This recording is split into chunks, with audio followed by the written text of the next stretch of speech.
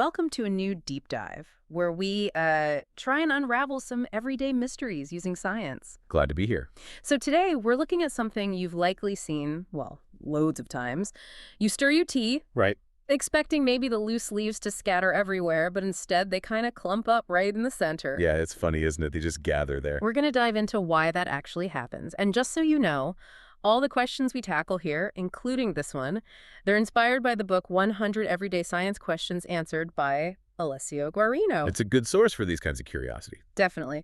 So today's specific question is, why do the leaves of tea collect in the center of a cup after stirring? It's a great question because it feels a bit backwards at first thought. Exactly. You stir to mix to spread things out. So why do they end up huddled together? Let's maybe start by just describing the phenomenon clearly. What are we actually seeing? Okay, yeah. So picture it. You've just given your tea a good swirl, maybe with loose leaf tea. Mm-hmm. The liquid's still spinning around. And your first instinct, your gut feeling, is probably that anything in there, like the leaves, should be pushed outwards, right? Yeah, like being on a merry-go-round, you feel that pull outwards. Centrifugal force or what feels like it. Exactly that feeling. Yeah.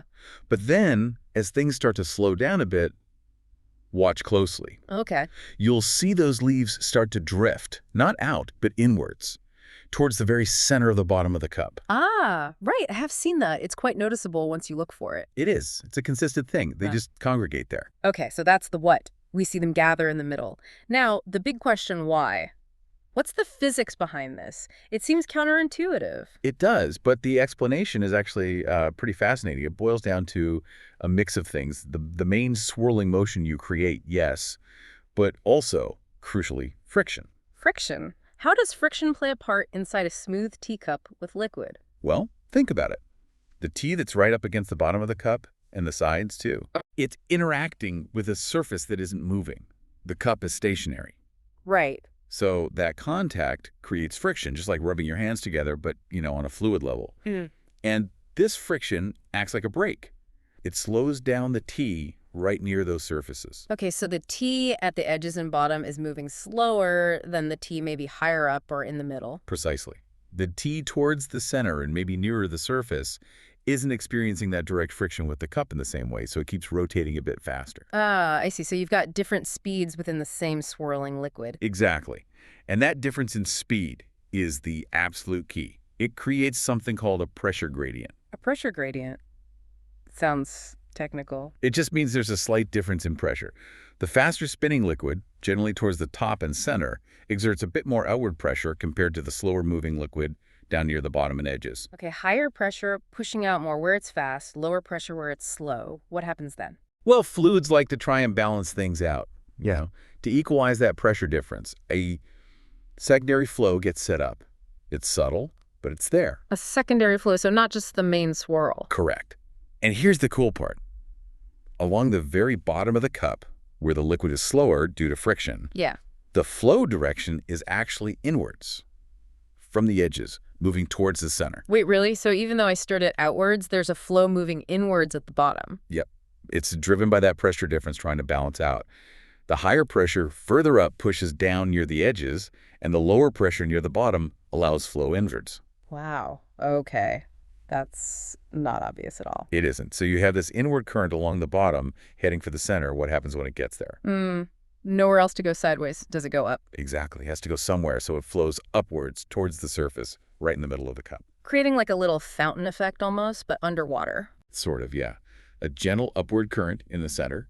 Then, when that water reaches the surface, the main swirling motion is often still stronger there. Ah, the original spin.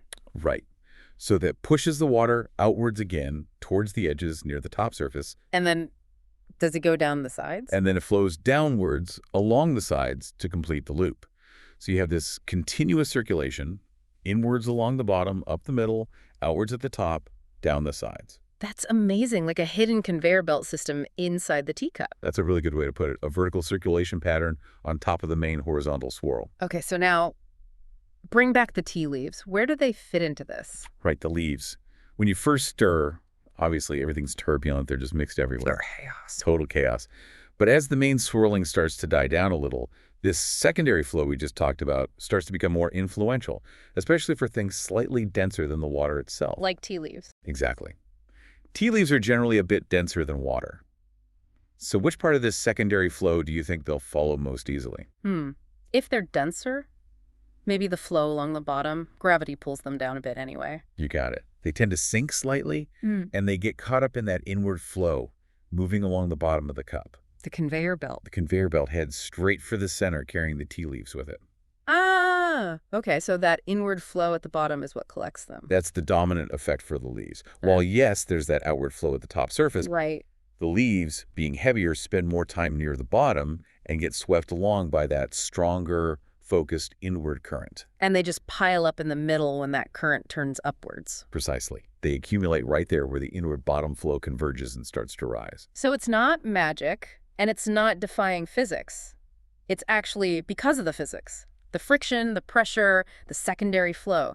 It's a perfect little demonstration of fluid dynamics in action. It's sometimes called the tea leaf paradox, because it seems to contradict the simple idea of centrifugal force. But it doesn't really contradict it, it just shows there's more going on. Exactly. The secondary flow, driven by friction and pressure gradients, overrides the simple outward expectation for the denser particles. That is genuinely fascinating, thinking about all that happening in my simple cup of tea. It is, isn't it? Makes you appreciate the hidden complexity in everyday things. Definitely. So next time you're stirring your tea, or maybe even soup with some bits in it, take a second look as it settles. And watch for that little gathering in the center. Yeah. It's a neat little reminder that there's complex physics playing out everywhere, even in the most mundane moments. It really is. And hopefully, understanding the why makes that morning cuppa just a little bit more interesting. It certainly does for me. It makes you wonder, doesn't it, what other simple things we see every day have these kinds of intricate explanations just waiting to be uncovered? Something to ponder, perhaps? Always more questions to ask. Absolutely. Well, thanks for clearing up the tea leaf mystery for us today. My pleasure.